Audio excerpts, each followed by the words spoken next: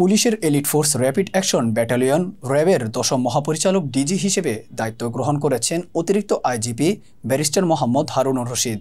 আজ বুধবার সকালে তিনি দায়িত্ব গ্রহণ করেন। র্যাবের আইন ও গণমাধ্যম শাখার সহকারী পরিচালক আনম ইমরান খান বিষয়টি নিশ্চিত করেছেন।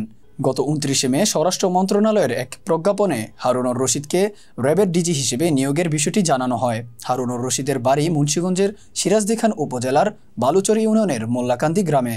তিনি পুলিশ সদর দপ্তরের অতিরিক্ত আইজিপি হিউম্যান রিসোর্স ম্যানেজমেন্ট পদে কর্মরত ছিলেন। ১৯৯৫ সালের ১৫তম বিসিএস পুলিশ ক্যাডারে সহকারী পুলিশ সুপার এএসপি হিসেবে কর্মজীবন শুরু করেন হারুনুর রশিদ। তিনি পুলিশের বিভিন্ন পদে চাকরি করেছেন। পুলিশ সদর দপ্তরের ডিআইজি লজিস্টিক হিসেবে দায়িত্ব পালনকালে ২০১৯ সালের ডিসেম্বরে ময়মনসিংহ রেঞ্জের ডিআইজি হন। পুলিশের এই কর্মকর্তা ১৯৯৪ সালে ঢাকা বিশ্ববিদ্যালয়ের পরিসংখ্যান বিভাগ থেকে এমএসসি সম্পন্ন করেন। ২০০৯ সালে যুক্তরাজ্যের ইউনিভার্সিটি অব লন্ডন থেকে এলএলবি এবং ২০১৬ সালে ঢাকা বিশ্ববিদ্যালয় থেকে এমবিএ ডিগ্রি অর্জন করেন।